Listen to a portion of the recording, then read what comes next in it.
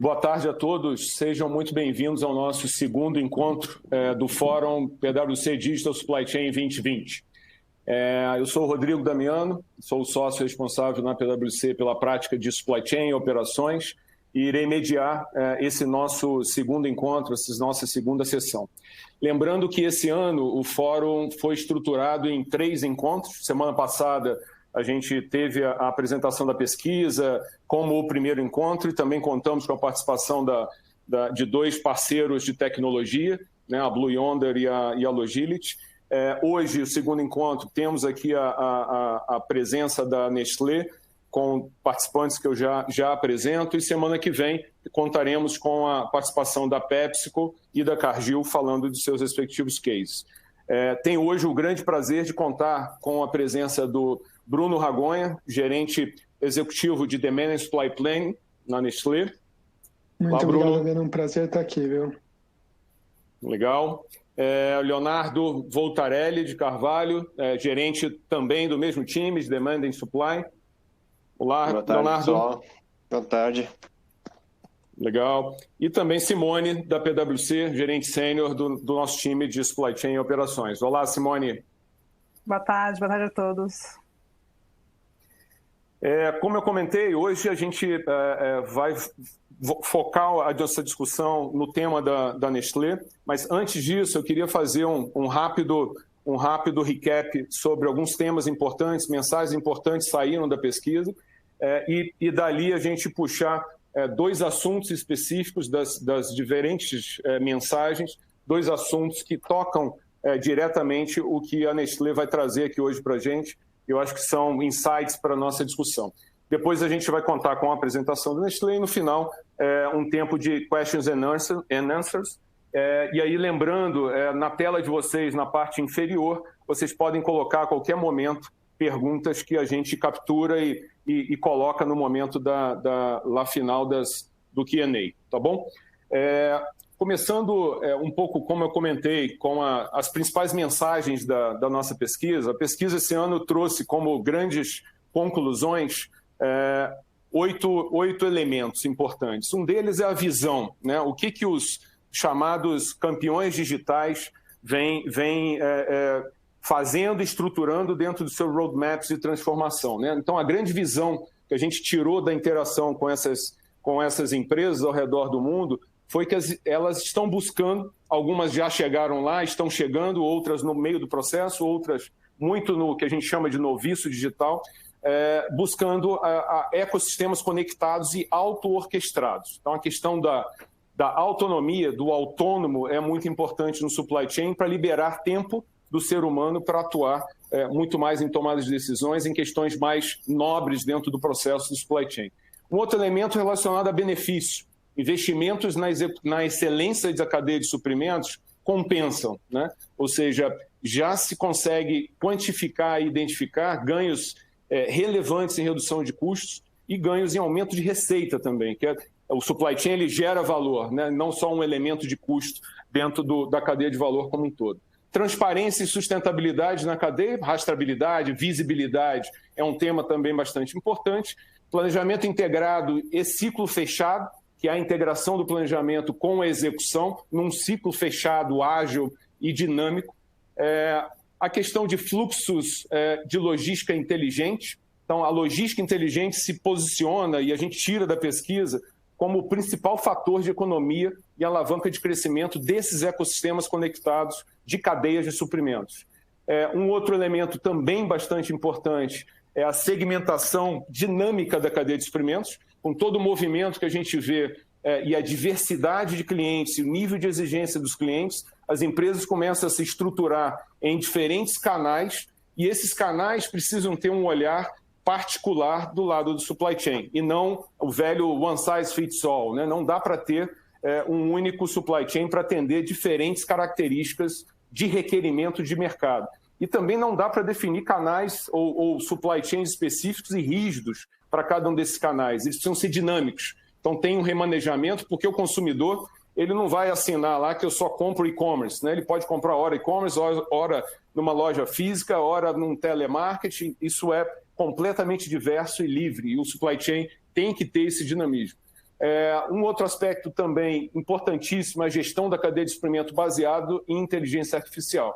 A inteligência artificial acelera a melhoria na cadeia de suprimentos e se torna um novo padrão. Obviamente, num nível ainda de utilização baixo, no mundo afora. Obviamente, os campeões digitais têm uma proeminência, têm uma presença e um avanço muito maior. A gente vai ver um pouco isso em relação às outras empresas, mas é um tema que veio para ficar. É uma questão de tempo e de vencer alguns pré-requisitos e restrições que ainda existem em termos de infraestrutura que nos cerca. E um último ponto, a questão do modelo de operação, o modelo operacional, que inclui não só processos e nova forma de trabalhar, como também pessoas e organização.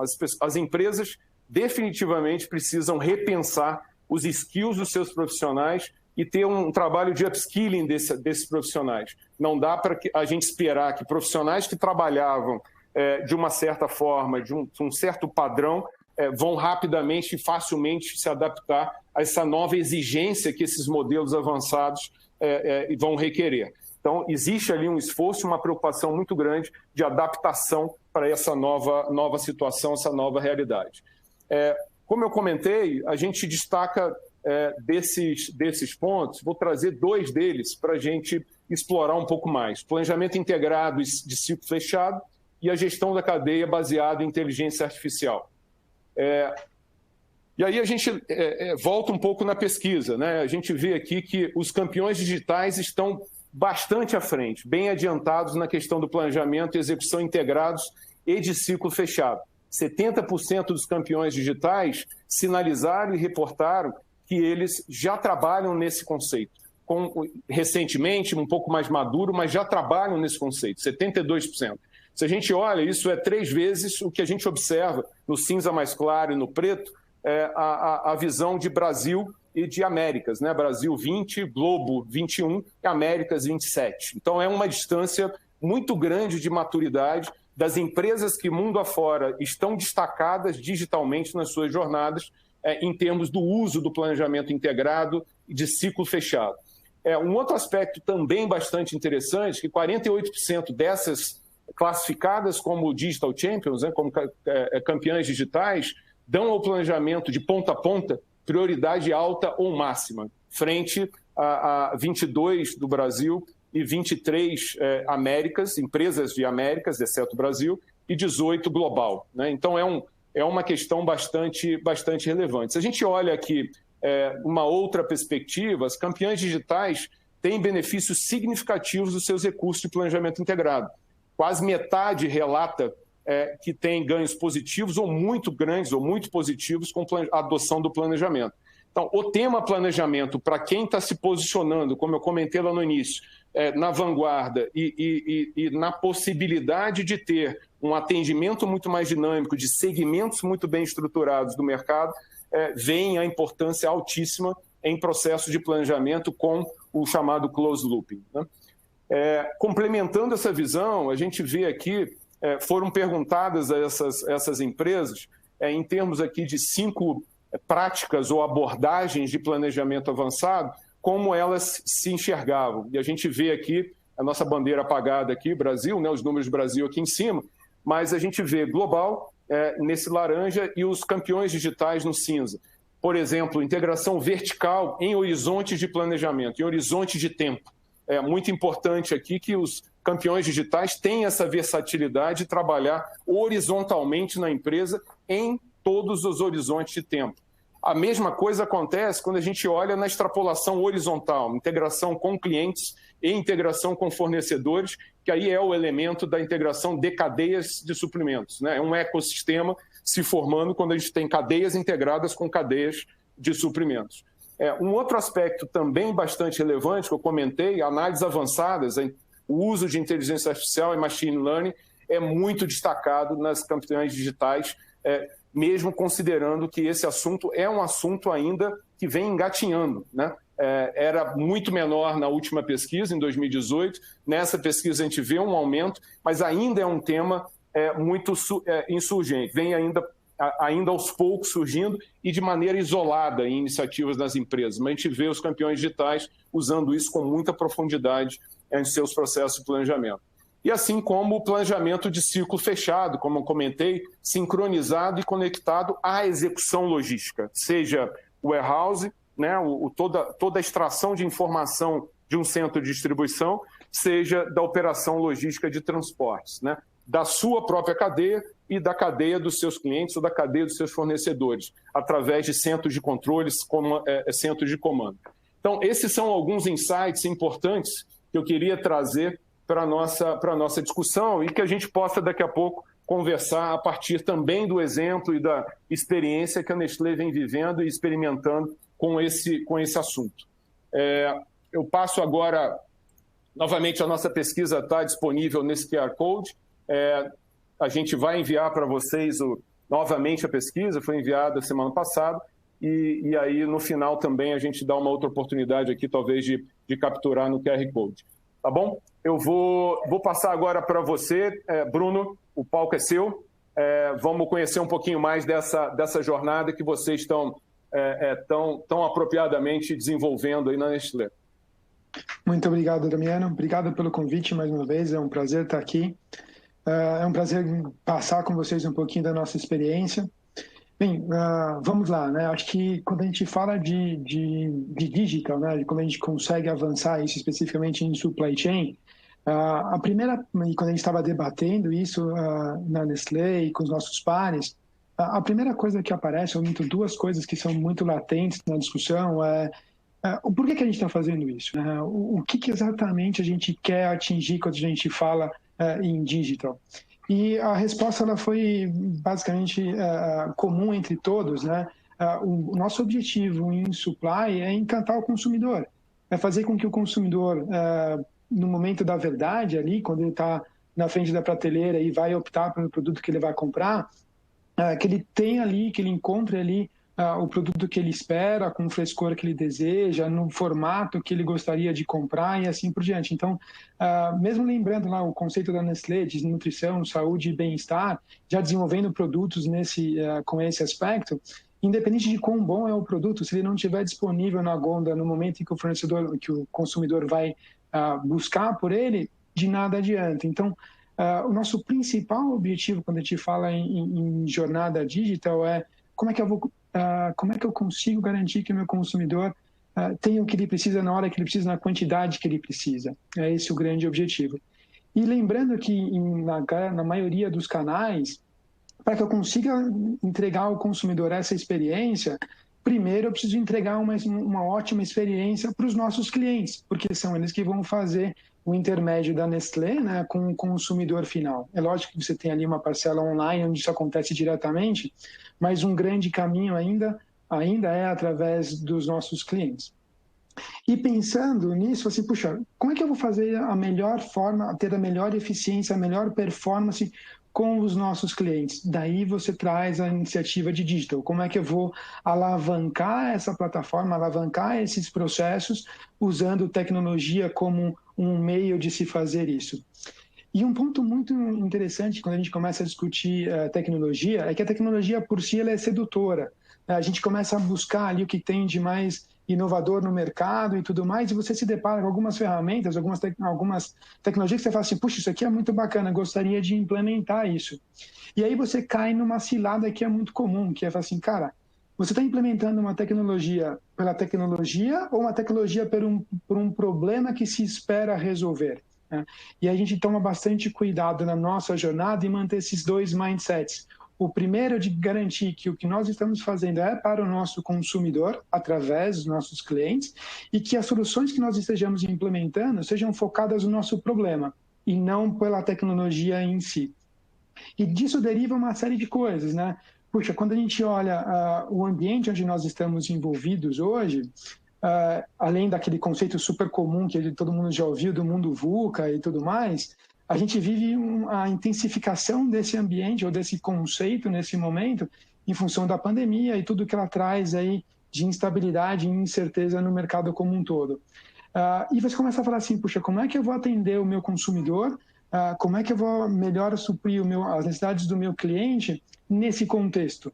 E lembrando que dentro desse contexto macroeconômico, a gente ainda coloca uma série de variáveis que tornam isso ainda mais desafiador. E são variáveis que a própria Nestlé traz para o ambiente, né? Então, eu vou promocionar, eu vou criar escalas promocionais, vou criar formatos específicos, vou criar packs promocionais em tamanhos diferentes, para canais diferentes, para rotas diferentes, que potencializam ainda mais o tamanho do nosso portfólio.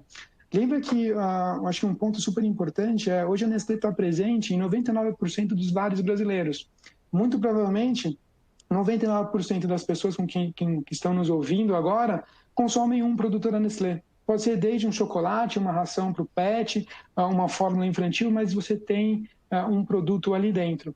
Isso torna a nossa complexidade muito grande, né? Você tem ali um ambiente que você, pelo mercado já é complexo, e a nossa complexidade interna potencializa ainda mais esse ambiente.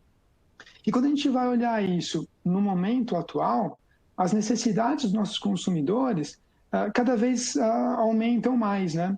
Quem de nós nunca comprou no online há algum tempo atrás e teve a mercadoria entregue horas depois? Puxa, comprei de manhã, à tarde, o produto já estava entregue na sua residência ou no local desejado. Hoje, se você for pensar nesse contexto, as nossas cidades já subiram um pouco, né? Talvez antes, esse ponto que você tem algo entregue em poucas horas, era um diferencial. Hoje isso já é o esperado, né? Hoje você espera que isso aconteça. Quando não acontece é que você se frustra, né? Fala assim, puxa, não tenho aquela facilidade que talvez um outro fornecedor me proveria. E aí a gente começa a buscar as informações e fala assim, puxa, como é que eu vou trabalhar isso, né? Como é que eu vou suprir melhor as necessidades dos meus clientes, dado esse ambiente complexo, seja pelo próprio ambiente, seja pela complexidade que a própria Nestlé traz para ele, né? E a gente acaba caindo num cenário onde a gente se depara com itens, sim, de extrema importância, extremamente difíceis de resolver e tudo mais, mas que entra num ambiente já trivial, que é a nossa relação da indústria com o trade. Ou seja, como é que eu atendo melhor o meu cliente, né? Quais são as necessidades que nós temos no nosso dia a dia que são extremamente comuns, mas ao mesmo tempo complexas de serem resolvidas, né? Como é que eu faço com que isso seja mais eficiente, mais eficaz, a nossa relação, eu digo, né, seja mais eficiente, mais eficaz, que a gente consiga melhor atender, e não só atender, mas surpreender o nosso cliente positivamente, né? Como é que eu faço com que isso efetivamente ocorra? E aí a gente começa a se deparar e fala assim, puxa, a tecnologia é um meio para isso, né? Como é que eu uso a tecnologia para ser mais autônomo, para que eu consiga fazer com que as coisas fluam mais rápidos, né? E a gente começa a falar assim, puxa, legal, vamos buscar então como é que eu trago a tecnologia para esse contexto e como é que eu consigo agilizar os nossos processos. Mas, além disso, é importante lembrar que a gente tem que inovar, né? Então, quando a gente fala de digital, mais do que trazer tecnologia para um processo, para uma relação, o que a gente quer é fazer uma inovação digital. Então, como é que eu trago, sim, para o nosso dia atual, a necessidade que o nosso consumidor ainda não sabe que tem? Como é que eu faço ele perceber que uma necessidade do amanhã ocorra, né? Como é que eu faço, como é que eu crio esse desejo, como é que eu faço com que algo que para ele hoje é inexistente, ele não conhece, mas que sim lá na frente, quando eu apresentar isso para ele, seja algo que fala assim, puxa, como é que eu vivi até hoje sem isso? E a gente pensa isso no nosso mindset, ou seja, quando eu penso em inovação, eu penso em inovação digital, como que eu combino essas duas coisas, né? Como é que eu crio primeiro essa necessidade, para que depois eu fale assim, puxa, esse é o futuro que eu quero projetar. Como é que eu vou trabalhar esse futuro do momento atual até lá, para que eu efetivamente construa essa necessidade de uma forma sustentável e perene? E lembrando que no mundo digital as coisas acontecem muito rápido, então como é que eu identifico essa necessidade, como é que eu crio esse futuro, como é que eu traço esse caminho do presente ao futuro e construo isso de uma maneira perene? Esse é o grande desafio. Essa é a grande forma da gente trazer para o nosso dia a dia ações que vão ser realmente importantes para o nosso futuro. E daí nasce durante as nossas discussões, e, puxa, legal, agora que eu sei ou eu tenho uma boa ideia de qual é essa necessidade, como é que eu vou abordar isso, como é que eu transmito essa necessidade que está lá fora com o meu consumidor para aqui dentro, para o nosso mundo Nestlé, né? Para as estruturas de supply e mais especificamente as estruturas de planejamento que a gente está colocando aqui. E aí a gente se deparou com um contexto que foi bem interessante nas nossas conversas. E a gente colocou isso numa metáfora que eu gostaria de compartilhar com vocês. Há algum tempo atrás, lá por volta dos anos 90, quando eu era adolescente ainda, o ápice da tecnologia móvel naquele momento era o StarTAC. Putz, um aparelho pequenininho, dobrável, você conseguia ali, você pensava assim, puxa, o diferencial dele é que você conseguia saber quem estava te ligando. Puxa, já era um sensacional, falei assim, puta, eu sei quem está me ligando, absurdamente bom, né? Hoje, quando você olha para isso, você fala assim, cara, eu hoje uso o meu smartphone para praticamente tudo, né? Lá tem o meu e-mail, lá tem o livro que eu leio, o exercício que eu faço, todas as funções que eu utilizo no dia a dia, eles estão ali dentro. Então, cara, como é que eu consigo viver sem esse equipamento hoje? Como é que eu consigo garantir que eu seja eficiente e eficaz no que eu faço, na minha vida pessoal, sem ter isso nas minhas mãos, né? Eu basicamente dependo hoje, como muitos dos brasileiros, desse dispositivo para que a gente consiga ter um bom dia, digamos assim. E aí você começa a comparar isso com as nossas funções dentro da companhia. A gente busca, assim, ser eficiente, eficaz, ágil, o melhor possível, né? Só que quando você olha para as tecnologias que vão ser os enablers para isso, você está usando os seus startups, né? Você está usando tecnologias que foram desenvolvidas nos anos 90 e busca ter com essas tecnologias a experiência, né, de um smartphone. Tipo, não vai acontecer, né? Tipo, você pode até conseguir, mas vai ser um trabalho absurdo e muito provavelmente o seu resultado não vai ser o que você almejava, né? E aí a gente começou a pensar, falou assim, puxa, legal, eu tenho esse desafio de encantar o meu consumidor, de criar tendências e fazer com que eu consiga descobrir necessidades dele, mas ao mesmo tempo, internamente, eu não faço isso. Eu trabalho com o meu startup em mãos e espero ter a eficiência que eu gostaria de ter, e isso não vai acontecer. E aí a gente parou e falou assim, puxa, vamos repensar isso, vamos repensar as tecnologias que nos suportam e vamos colocar isso sobre um conceito onde eu tenho a complexidade da Nestlé por trás. Então, puxa, é uma operação grande, né? Eu tenho um número de fábricas considerável, a gente tem um número de pontos logísticos consideráveis, a forma com que a gente atende os nossos clientes, sejam eles online ou offline, diferem muito uma da outra. Você tem um range de SKUs gigantescos. Então, como é que eu trato isso, né? Como é que eu trato, ao mesmo tempo, inovação e tecnologia com uma complexidade que me é muito bem suportada ali pelo meu startup? E foi o primeiro momento. Então, puxa, como é que eu vou trazer essa solução que primeiro suporte o tamanho dessa complexidade? E aí, quando você fala isso, você fala assim, puxa, legal, além da complexidade externa, né, de você buscar um parceiro que consiga te suprir essa necessidade, quando você olha internamente e você começa a buscar ali as oportunidades dentro de supply, supply é um universo de coisas, né? Você tem N processos que acontecem ali e você precisa diagnosticar prioridades, né? Para onde é que eu vou tocar, porque você não consegue, obviamente, tudo ao mesmo tempo, né? E aí você fala assim, puxa, legal, tá? Então, se a supply chain como um todo já é um desafio grande, vamos olhar para a parte de planejamento, né? Que busca orquestrar ali esses processos dentro de supply. E aí você coloca assim, puxa, dentro desse processo de planejamento, é como se eu tivesse ali diferentes galáxias, né? Porque eu tenho a parte de planejamento de demanda, que tem, puxa, tecnologias sensacionais, processos complexos, tem todo um trabalho, um mar de oportunidades que você pode tocar.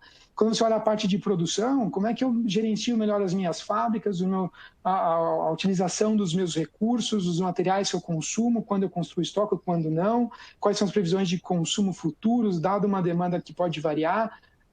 Também é um universo gigantesco, né? Uma outra galáxia dentro desse universo. E aí você olha a parte de abastecimento e fala assim, puxa, é um outro processo gigantesco, né? E você fala assim, como é que eu vou casar essas coisas elas se entrelaçam de uma maneira que fica difícil você conseguir separar e colocar uma prioridade. Quando a gente fez isso olhando os nossos processos internos, a gente percebeu que dentre esses três, vamos falar assim, mundos diferentes, abastecimento, produção e demanda, um primeiro ponto de início seria o abastecimento. Seria um primeiro passo para que eu conseguisse evoluir e, de novo, lá voltando àquele mindset lá do começo, como é que eu consigo encantar o meu produto? O meu consumidor, garantindo que o meu produto esteja disponível na prateleira no momento da compra. E a gente, na verdade, o Léo até pode me ajudar com esses números. Existe todo um conceito ali onde você puxa o comportamento do consumidor, né? Se ele vai para a prateleira e ele não encontra aquele produto, como é que ele age? Tem uma série de números, eu acho que você pode me complementar nisso. Exato, eu até completar aqui, quando você comenta do momento da verdade, né, que é o que a gente chama quando o consumidor, né, está na frente da gôndola ali, buscando o nosso produto, só 30% dos consumidores que não encontram o nosso produto, eles vão buscar esse produto em alguma outra loja, né, em algum outro canal de vendas. Então, de 100% da base, só 30% vão procurar esse produto em outro local. Dos demais, outros 30% compram um produto do concorrente, então eles simplesmente migram para o meu concorrente. Outros 20% eles deixam de comprar, eles simplesmente não compram aquele produto ou aquela categoria.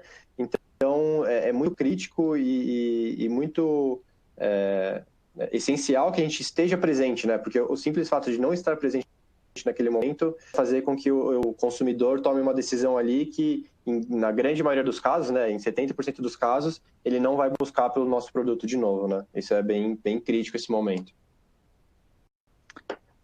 E acho que esse é o grande desafio, né? Então, como é que eu consigo garantir a necessidade básica do meu consumidor, né? Eu começo, para que eu consiga encantá-lo, primeiro eu preciso atender o básico, e aí sim depois criar a necessidade e conseguir avançar.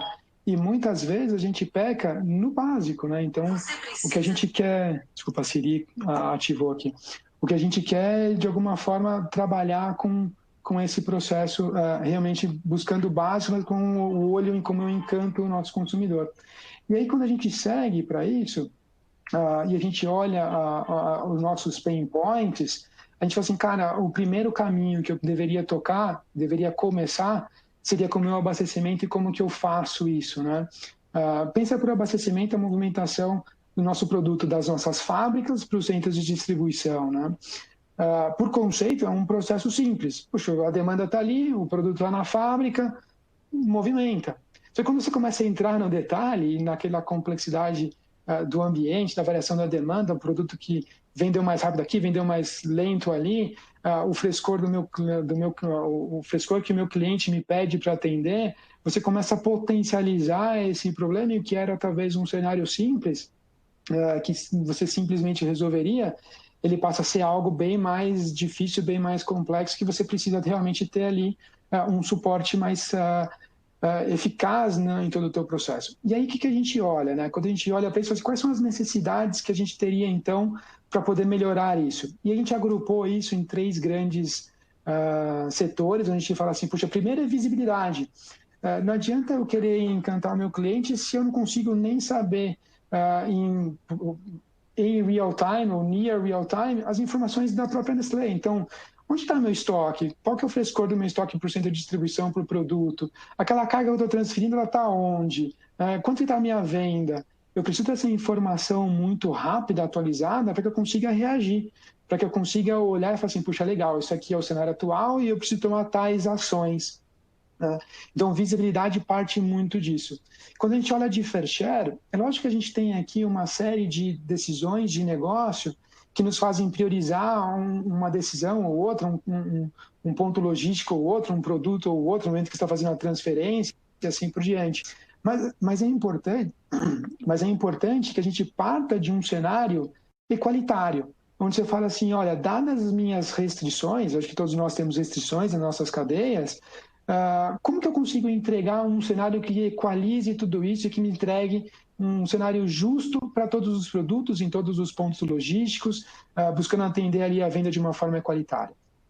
Esse é o primeiro cenário. Então, a partir desse cenário, você começa a criar ou aplicar as suas regras de negócio, né? Puxa, o que eu tenho que fazer aqui, talvez, para atender, ou priorizar um produto, ou priorizar uma produção, ou priorizar um CD, e aí você começa a entender sobre isso, como você consegue melhorar o seu nível de atendimento para os seus clientes e, assim, por consequência, aos seus consumidores.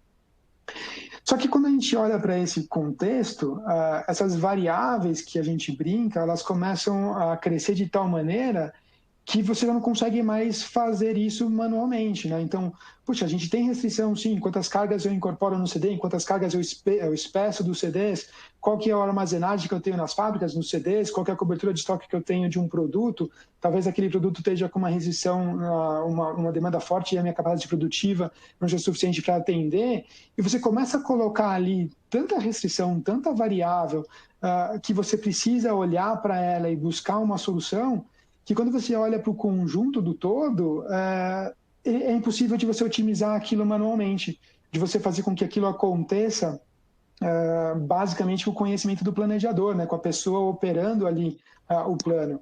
E aí entra todo o conceito de otimização, de algoritmo de otimização, que busque ali entender todas essas variáveis que de uma certa forma são binárias, né, que você consegue mapear e te traga ali um cenário ótimo, né, um cenário onde você consegue mudar um pouco a forma com que o planejador trabalha, né?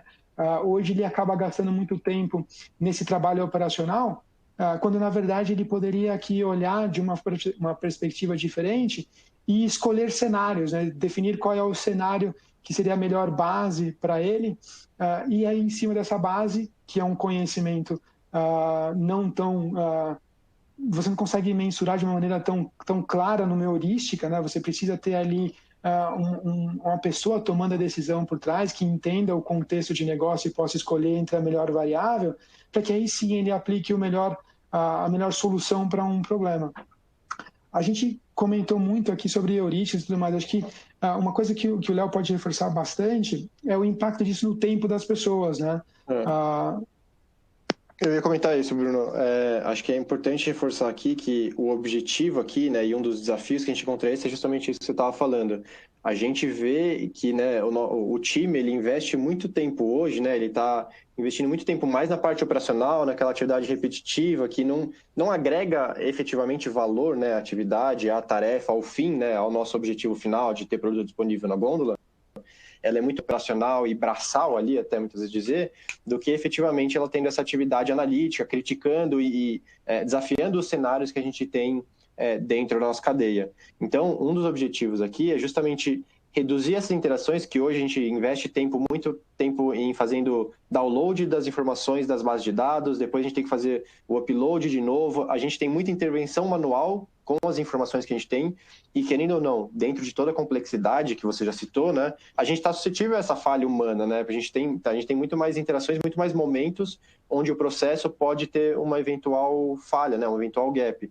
Então, o grande objetivo aqui é da gente conseguir justamente usar muito melhor o tempo da pessoa, usar o tempo dela para que ela faça essa análise crítica, para que ela questione, desafie, encontre outras formas de se fazer, de se solucionar um eventual problema que ela tenha no momento. E não que ela invista o tempo dela em atividades repetitivas que a gente conseguiria eliminar hoje em dia, né, de uma maneira muito mais fácil e tratar de uma forma muito mais eficiente com toda a tecnologia disponível. Acho que é esse o contexto, né? Como é que eu efetivamente mudo o perfil das pessoas, né? Aquela pessoa das pessoas, não, né? O perfil da posição. Como é que eu faço com que aquela posição que, de uma certa forma, tinha uma carga de trabalho manual muito grande, como é que eu mudo o perfil dessa posição para que eu consiga fazer ali seleção de cenários, onde eu consiga trazer o conhecimento que é extraordinário de cada planejador, porque efetivamente agrega valor, né? A repetição ela pode ser facilmente substituída por uma máquina, mas o conhecimento intrínseco, aquilo que é abstrato, isso a gente ainda não consegue com tamanha curiosidade. Por hora não, pelo menos. Mas o planejador ali ele tem esse conhecimento muito fácil e você consegue, tendo uma visão do todo, embasado por um todo, tomar a melhor decisão que hoje a máquina não consegue, e acho que a pessoa ali ela é fundamental para isso, né? Ela é ela é um meio para que a gente atinja assim, uma solução ótima, né? Acho que esse é o grande ponto. E aí a gente vai pensar e falar assim, puxa, legal, mas qual que é essa jornada, né? Eu já vou colocar aqui todos os quadrinhos para não facilitar também. Qual que é essa jornada? Então, puxa, como é que a gente seguiu com isso, né? Como é que a gente conseguiu ali selecionar o que a gente esperava e seguir na linha de o que eu vou construir para melhorar aquilo, né? O primeiro grande ponto da nossa jornada foi, cara, vamos parar, vamos mapear os nossos pain points, porque você no dia a dia, você sente eles, mas você sente com intensidade diferente dependendo do momento. Então você pode facilmente perder o norte, sabe? Se desviar do que é efetivamente importante. Então é importante você parar um pouquinho, sair um pouquinho do dia a dia e olhar para o todo e falar assim, cara, esse é o contexto, né? Isso é como tudo funciona. Deixa eu olhar exatamente como cada ponto desse processo está funcionando hoje, qual é o tamanho da dor que eu sinto em cada um deles, né? E você, puxa, legal, agora que eu entendi onde dói, como deveria ser esse processo? Como deveria ser um cenário futuro para esse processo? Não adianta você pegar alguma coisa que está funcionando hoje, mas totalmente restrita por uma tecnologia e querer mudar, aplicar uma tecnologia nova sobre um processo restrito. Muito provavelmente você vai ter uma solução que sim pode atender, mas longe do que seria o ideal, né? Então, para e fala assim, vamos revisar então agora o processo, como isso deveria acontecer sem restrições nenhuma, né? E vamos entender como isso deveria ser esse fluxo. Vamos ver que funções desse processo realmente agregam valor para o nosso consumidor e que funções eu obrigatoriamente preciso fazer, mas que não necessariamente agreguem o valor para o consumidor. E o que não tiver nesses dois quadrantes, cara, se não agrega valor para o consumidor, isso não é mandatório eu fazer, por que eu estou fazendo? Isso acontece com uma certa frequência. E aí você fala assim, poxa, legal, então eu mapeei isso, né? Então eu já sei qual que é o estado futuro, onde é que eu quero chegar. E aí vem uma parte que muitas vezes a gente negligencia, mas que ela é fundamental, que é o engajamento com a equipe, com o time, que eu preciso trazer para a equipe para dentro e falar assim, gente, olha o que a gente faz e olha o que nós poderíamos fazer. E olha qual é o papel dessa função no futuro. Olha como a gente está desenhando a sua função no futuro. Por quê? Porque, querendo ou não, a gente lida com pessoas. E as pessoas sentem, lógico, medo de perder os seus empregos. E eu acho que o principal aqui é buscar eficiência e acuracidade, ser assertivo no que a gente faz. Não é reduzir o quadro. Hoje essas pessoas, elas, de uma certa forma, elas estão sobrecarregadas com as atividades que elas fazem. Então a gente precisa garantir que a gente entregue ali uma ferramenta que suporte a atividade dela, que a gente traga um embasamento para a tomada de decisão, mas que a gente traga assim, essas pessoas juntas na construção disso. Por quê? Porque o dia a dia, a execução, o detalhe operacional, elas conhecem muito melhor do que nós, que vivemos num nível diferente, talvez ali na gerência, média gerência. Então, o que a gente precisa entender é, poxa, legal, eu preciso envolver essas pessoas para que elas primeiro entendam o que vai acontecer, para que isso não gere receio nelas de uma mudança, para que elas tenham uma clara ciência de como vai ser o estado futuro e possam, sim, contribuir ativamente nisso. Que elas possam contribuir ativamente para essa mudança. Desde input sobre por que não fazemos assim, por que não fazemos assado, até esclarecendo pontos de, poxa, como é que eu capacito essas pessoas para que elas estejam aptas para o próximo passo? Porque a gente confia muito nas pessoas que trabalham com a gente. O que a gente quer agora é fazer com que essas pessoas tenham o conhecimento que se espera para que elas possam operar isso no futuro. Essa é a ideia. E depois segue um ritmo normal de projeto, né? Puxa, vamos priorizar, vamos definir as necessidades, vamos seguir com a identificação de um parceiro e implementação em Hypercare. Mas o grande ponto, pelo menos na nossa experiência, foram as três primeiras, né? Como é que eu identifico a necessidade, como é que eu traduzo essa necessidade em um estado futuro de operação e como é que eu garanto a tranquilidade e o engajamento da equipe nessa movimentação. Foram os principais pontos desse processo, né? Novos pontos, né? E depois a gente chega num ponto onde a gente está falando sobre que solução que a gente está entregando, né? Então, puxa, eu falei lá atrás de supply, a gente está fazendo um trabalho grande de supply, mas vamos olhar dentro de DSP, e dentro de DSP eu tenho lá uma série de mundos diferentes, né? A gente escolheu aqui a parte de abastecimento e a gente começou a olhar e falar assim, puxa, legal, como é que eu garanto, então, a solução de abastecimento? E a gente basicamente divide ela em 4 grandes quadrantes, né? A primeira, a parte de ingestão de dado. Hoje a gente tem, lógico, um sistema de RP que nos provê todas essas informações de uma forma consistente e confiável, mas eu preciso harmonizar isso. Eu preciso garantir que toda a informação esteja no mesmo sentido, para que eu consiga pegar esse dado que está lá, de uma certa forma, disperso em diversas bases, consiga harmonizar ele em uma maneira onde eu olhe para ele e eu não veja dado, eu veja informação. Eu possa, a partir dali, sim, começar a tomar uma decisão. Eu comece ali a entender o meu ambiente de negócio e possa, a partir dele, tomar, sim, decisões. Esse é o primeiro grande desafio. Então, eu preciso trabalhar muito em como que eu ingiro isso, né? Como que eu garanto que esse dado está disponível de uma forma harmonizada. E depois eu preciso trabalhar no front-end desse dado com o meu usuário. Como é que eu trabalho, como é que eu provejo para ele um cockpit que realmente provenha num único local toda a informação necessária para que ele tome uma decisão? Para que ele não se preocupe com o porquê, que o porquê esteja claro para ele, que ele se preocupe em qual é a melhor solução para aquele cenário. Isso é um grande, parece simples, mas é um grande dilema. Eu preciso traduzir alguma coisa complexa em uma interface intuitiva. Esse é um grande desafio. E seguindo nesse contexto, se eu vou prover para ele cenários, e se eu falei há pouco que essas variáveis são tão grandes que eu já não consigo mais otimizá-las manualmente, como é que eu defino essas regras de negócio de uma maneira assertiva que provenha para o planejador cenários que atendem a todas essas regras e que ele possa escolher entre opções que são boas, mas que ele vai escolher entre a ótima. E a ótima sob a perspectiva de negócio, que é o conhecimento dele, que é uma decisão dele. Então, como é que eu atendo aquele cliente, olhando ali uma restrição de shelf life de produto, lembrando que os nossos produtos têm ali uma restrição de shelf life bem curta, né, são bem desperecíveis.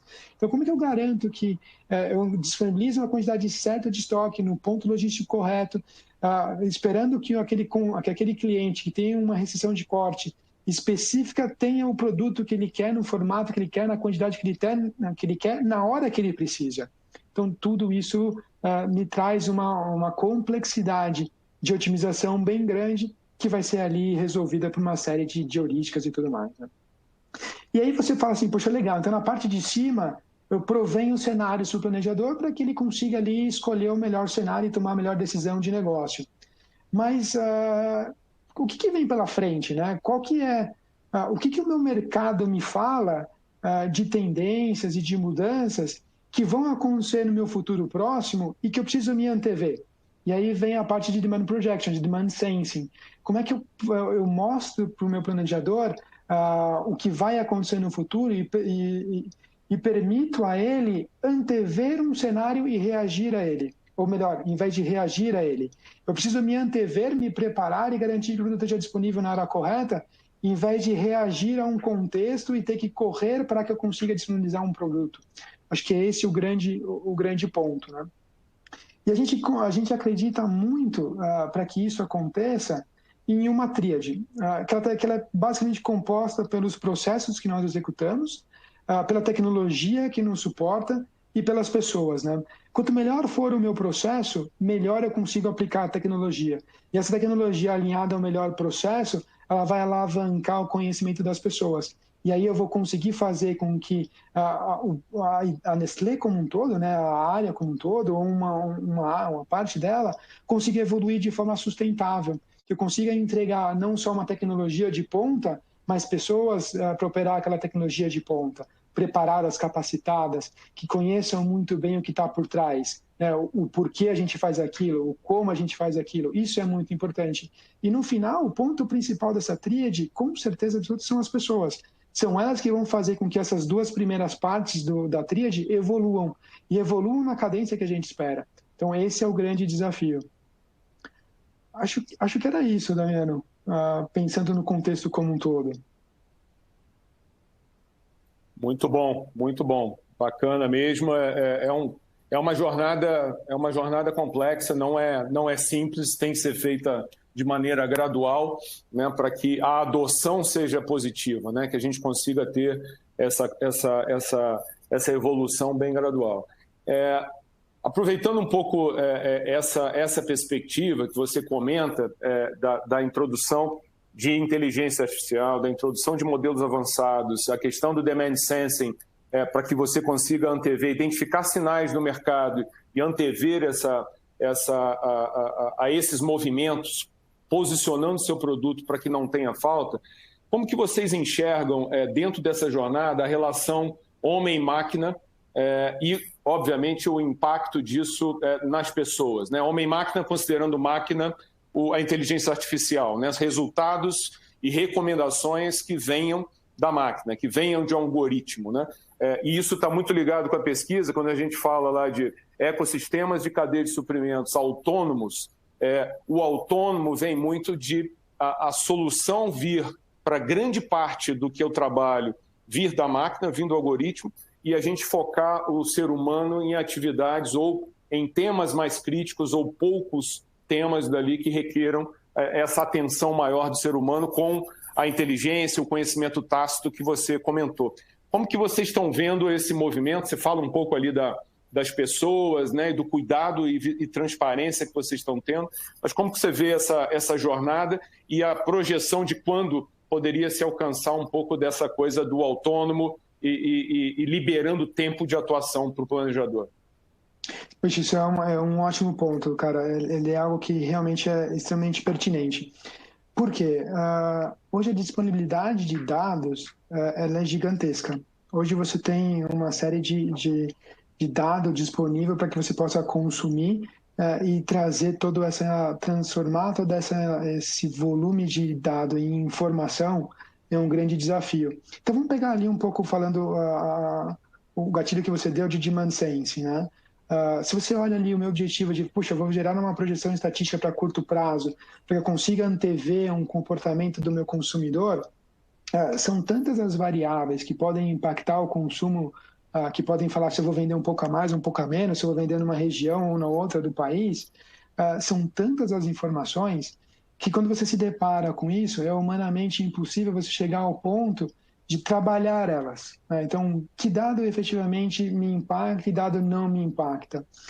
E chega ao cúmulo de você não saber nem mais que tipo de informação te impacta ou não. E a inteligência artificial, ela vem justamente ajudar nisso, sabe?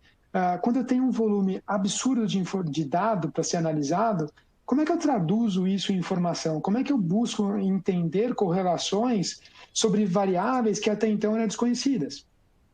E aí você começa a aplicar uma série de conceitos tecnológicos que te ajudam nesse tratamento, que te ajudam a traduzir esse dado em informação e que te dão uma direção. Essa direção, ela vai apontar para um caminho. Muitas das vezes, esse caminho ainda precisa ser trabalhado, né? E aí é que entra o profissional que está operando ali o algoritmo, seja qual for o processo de inteligência artificial que você está trabalhando. Ele vai pegar aquilo e falar assim, puxa, legal, então, dado esse contexto, eu tenho algumas decisões a tomar. Eu sei que eu vou ter aqui um pico de venda, talvez no Nordeste do país, de um produto específico, e talvez eu tenha que tomar uma decisão hoje para poder garantir que aquilo ali aconteça, mas isso está ocorrendo em função de quê, né? Qual que é o ambiente, o contexto de negócio que está por trás daquilo? Será que tem alguma coisa que está acontecendo que eu preciso de alguma forma mapear para que eu tenha maior clareza para o futuro? A inteligência artificial vai te trazer isso. Ela vai te mostrar essas correlações de maneira muito mais simples. E aí, com ela, você consegue criar cenários para que você tome a decisão. Acho que esse é o grande ponto, né? Onde a inteligência artificial vai te suportar identificando e propondo cenários para que você, como pessoa, consiga definir o que fazer. E essa definição do que fazer é o grande segredo, porque ela não vai tomar decisão por você. Ela vai te mostrar o que está acontecendo. A decisão cabe à pessoa tomar. Acho que esse é o grande ponto de interação, é conectar da melhor forma uma proposta com uma decisão, e a decisão é da pessoa.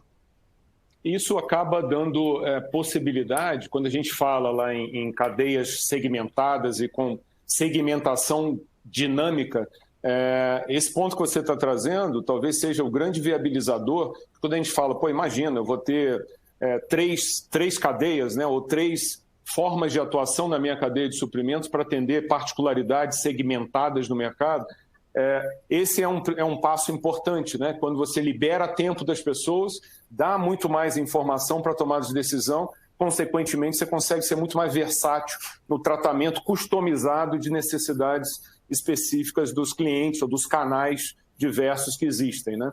Acho que esse acaba sendo também um passo importante nessa jornada por uma cadeia, não mais um sapato único para qualquer um, né? Então é um ponto importante. Bom, bacana. Por favor, fale. Isso vai total de encontro com a necessidade do consumidor, né? Porque no final do dia ele quer cada vez mais um produto que atenda a necessidade específica dele. Então, personificar um produto, um serviço cada vez é maior. Então, vai total de encontro. Legal. Leonardo, a gente sabe que vocês estão com uma iniciativa global de um CD do futuro. Não é no Brasil, mas é uma discussão global da Nestlé. Estão buscando fortemente isso e apoiada em tecnologias, em automação, em soluções estado da arte. Como que você vê esse movimento? Quais são os principais pilares desse movimento global? E talvez quando e como você enxerga isso vindo para o Brasil e aplicado na realidade brasileira? Acho que tem um pouco a ver com o que o Bruno acabou de comentar, com essa visão final no cliente, né? Então, acho que a mentalidade nossa aqui é cada vez mais garantir que toda a cadeia está pensando no cliente e no consumidor final.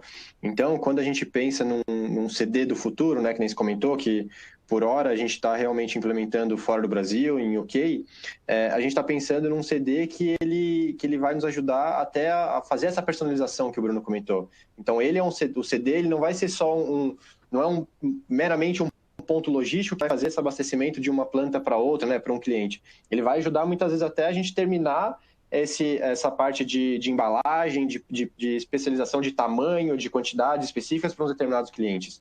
Então, tudo isso a gente, né, quando a gente está pensando no CD do futuro, a gente está falando só de automação, né, de unicamente pegar um CD e colocar AGVs, né, colocar todos os smart devices que a gente está pensando exatamente no fim, que é o consumidor final. A gente tem trabalhado um pouco, né, lá fora do Brasil com relação a isso, e um dos grandes empecilhos, né, uma das barreiras principais que a gente enxerga quando você comenta para trazer isso para o Brasil é justamente por conta da conectividade, né? Então, para a gente conseguir trazer e implementar um CD desse, onde a gente coloca AGVs, todo o trabalho de automatic layer picking, tudo que a gente tem de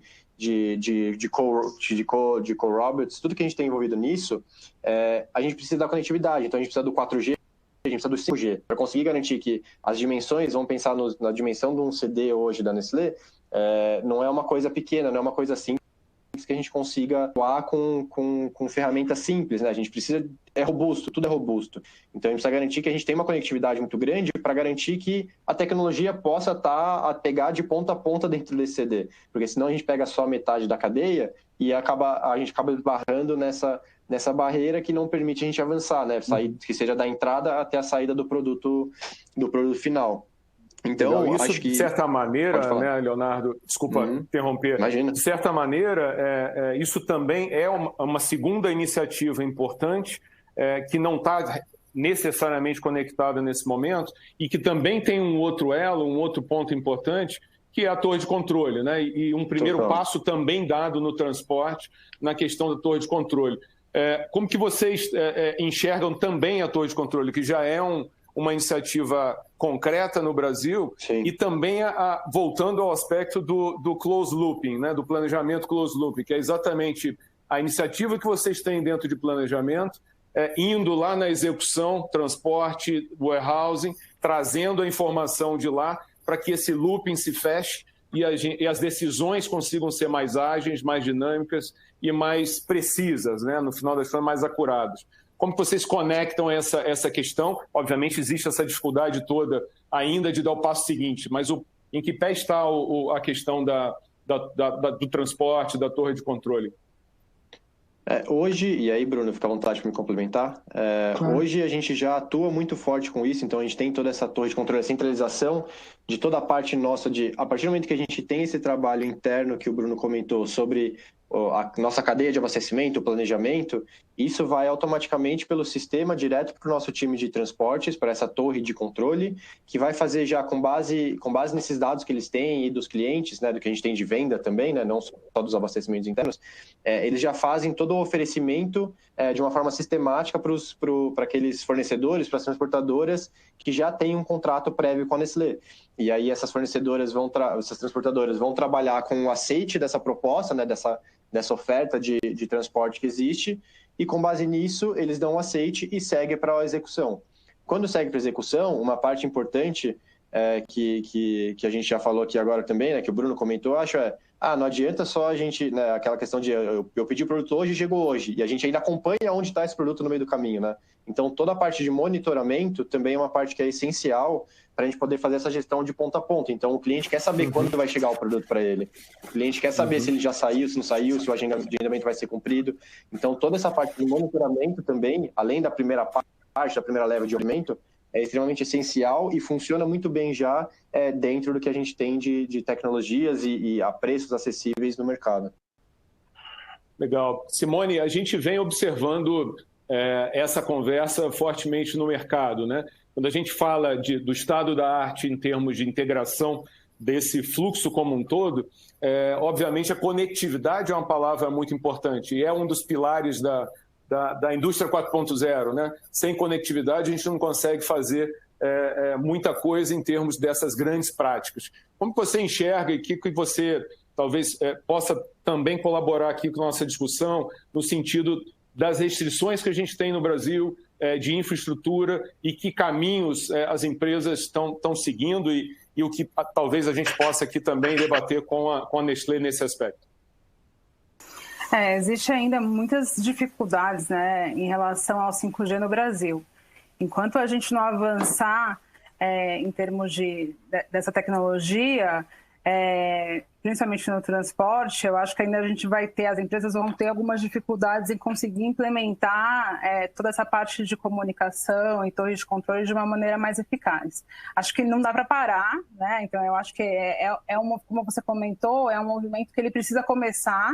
Então, independente se a gente começa já full ou em steps by steps, a gente precisa começar o movimento, as empresas precisam começar esse movimento em direção ao estado da arte.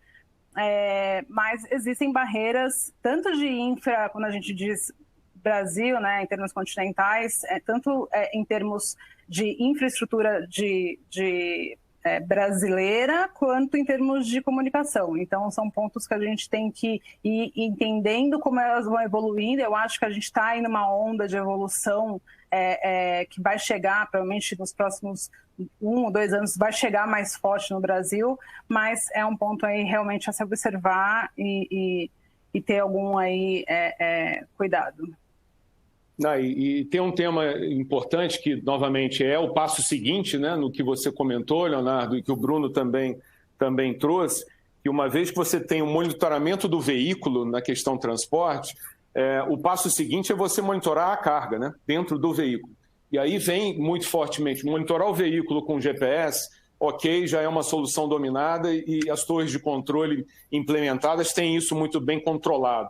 Quando você começa a ter que pegar o sensor dentro da carga, já abre um outro espectro, um outro grau de dependência à infra, de telecomunicações, né, que a Simone comentou, e também um outro aspecto do autônomo que a gente fala, a infraestrutura de estradas e tudo mais, o grau de avanço que a gente precisa nesse aspecto para ter veículos autônomos, o que inclusive hoje é uma dificuldade lá fora, né? Imagina para as nossas estradas aqui. Então, acho que o close looping aqui, ele leva também em conta esses 2 outros aspectos, além do planejamento, que são fundamentais, mas tem dependências e restrições importantes de implementação, né? Ainda atrelado a essa discussão, como que vocês veem o aspecto da prontidão das pessoas, né?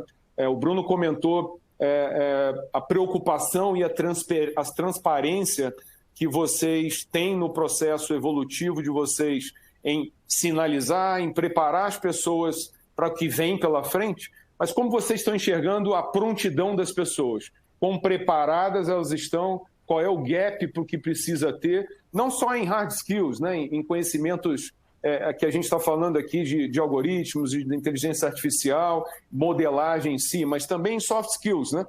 Vai se exigir muito mais do ser humano a capacidade de tomada de decisão, a visão crítica, um aspecto muito mais comportamental também. Como que vocês estão enxergando isso dentro da Nestlé, e tendo em conta que as faculdades ainda não preparam as pessoas para vários desses skills necessários, né? Como vocês estão enxergando isso nas gerações que estão vindo e nas gerações que lá estão hoje, né? E que estão no meio da transição para essa nova realidade? É um ótimo ponto. Eu posso começar a resposta da pergunta por uma afirmação bem clara e direta. Sem sombra nenhuma de dúvida, as pessoas são o nosso maior asset. Elas com certeza são o maior o recurso que a Nestlé tem são as pessoas que trabalham ali. E aí você fala assim, puxa, eu estou indo para uma jornada de digitalização, né, onde a gente tem muita coisa acontecendo, muitas novidades e tecnologias surgindo a cada dia. E quando você olha para o mercado, você percebe que isso é tão dinâmico, que você não conseguiria, de uma certa forma, garantir que você traga para a Nestlé pessoas já com esse formato, e muito mais lembrando que as pessoas que estão aqui, elas já dominam muito o processo e elas com certeza têm um conhecimento vasto do que a gente faz. Então, o que a gente está trabalhando aqui? Com desenvolvimento pessoal. Então, essas pessoas que já estão hoje na companhia, que já desenvolvem as funções, é o nosso principal foco na hora de construir conhecimento. Então, tem um plano de capacitação robusto que a gente vem tocando com o time de digital, que é um time que cobre toda a parte de supply chain, onde a gente define ali assuntos ou temas primordiais que deveriam ser cobertos, definimos as pessoas que deveriam, de uma certa forma, receber numa primeira mão aquela capacitação para que elas entendam o contexto e possam disseminar, ser os champions daquele conhecimento e disseminar entre as demais. Isso vai desde talvez um curso menor que desenvolva ali algumas horas específicas de treinamento, de capacitação, até conteúdos de universidade e pós-graduação mesmo. Então, a gente tem dentro da Nestlé o que a gente chama de Universidade Nestlé e pós-graduação Nestlé. Então, você tem ali conteúdos que vão desde o dia a dia em supply até pontos muito mais focados em tecnologia, onde você busca realmente capacitar as pessoas, lembrando que elas são o nosso maior bem, elas são o que melhor representam o modelo Nestlé de gestão. Muito bacana. Esse suporte é fundamental, né? E essa preocupação, porque a pessoa está no centro, né? O ser humano está no centro dessa transformação. Mais do que uma transformação digital, é uma transformação cultural, né? E sem dúvida, temos que ter o olho muito atento às pessoas. Estamos, infelizmente, caminhando aqui para o encerramento. Eu queria pedir a vocês para, começando pelo Léo, fazer as considerações finais rapidamente e a gente depois percorrer aí Simone e Bruno para a gente finalizar a nossa sessão de hoje. Por favor, Léo. Eu acho que pegando o gancho até dessa última conversa, eu acho que a relação, né, a analogia que o Bruno fez ali do StarTAC, né, e do iPhone, né, do smartphone que a gente tem hoje é a melhor coisa que a gente tem para usar e para conseguir colocar essa cultura, criar essa cultura e a gente avançar nesse sentido. É muito simples a gente pensar que no nosso dia a dia, né, como consumidor e como pessoa, a gente não aceita mais coisas como StarTACs e quando a gente vem no mundo do ambiente de trabalho, às vezes para a gente chegar e já tá daquele jeito e ensinarem para a gente daquele jeito, a gente acaba, né, se acostumando e falando, não, beleza, esse é o modelo de trabalho. Mas a quantidade de oportunidades que a gente tem, o quanto a gente consegue avançar e dar saltos grandes versus como a gente trabalha hoje, acho que é infinita. Então, acho que é uma jornada, literalmente, que tem muito espaço para se desenvolver e que o nosso perfil mude com isso, né? Que nem você comentou, a gente tem que se preparar e estar adaptado para esse próximo passo. Acho que isso é o recado principal, acho que eu deixaria. Bacana. Muito obrigado. Obrigado pela tua participação, por estar aqui com a gente e dividir esse momento, Léo. Simone, últimas palavras aí para a gente, por favor. Acho que a Simone congelou. Eu vou puxar tecnologia. Vamos dinamicamente redirecionar. Bruno, por favor, suas últimas considerações. Eu acho que assim, no final do dia o que a gente olha aqui é o inconformismo, Damiano. Eu acho que no dia a dia, na complexidade do dia a dia e com tudo o que acontece no nosso dia, a gente acaba se acostumando com o que a gente vive e a gente acaba achando que aquilo ali é o estado natural. o inconformismo com esse cenário é que vai fazer com que a gente mude. Buscar não só no que eu faço hoje, mas no que eu busco fazer daqui para frente, aquele ponto de como é que eu consigo fazer melhor, como é que eu consigo atender o meu consumidor melhor. E dali você vai trazer coisas, você vai buscar oportunidades. Oportunidade é que não falta, basta você olhar para elas e enxergá-las. E aí você consegue falar assim, poxa, legal, então aqui eu vou trabalhar. E é esse inconformismo que vai fazer com que a gente evolua como profissional, como os nossos processos, como pessoa e assim por diante. Legal, com certeza. Concordo plenamente com as palavras de vocês. Pessoal, infelizmente o tempo tem limite, né? É finito. Acabou o nosso tempo. Agradeço novamente imensamente a participação de vocês e poderem compartilhar essa jornada bacana que vocês estão construindo e gradualmente já conseguindo belos resultados para a operação da Nestlé, essa belíssima empresa que tanto serve à sociedade. Obrigado novamente, obrigado à participação de todos. E semana que vem, lembrando, né? Semana que vem teremos, no dia 26, a última sessão desse nosso Fórum de Digital Supply Chain 2020. Obrigado a todos, boa tarde, obrigado Bruno, Leonardo, grande abraço. Valeu, obrigado. Obrigado pelo convite, até mais. Obrigado.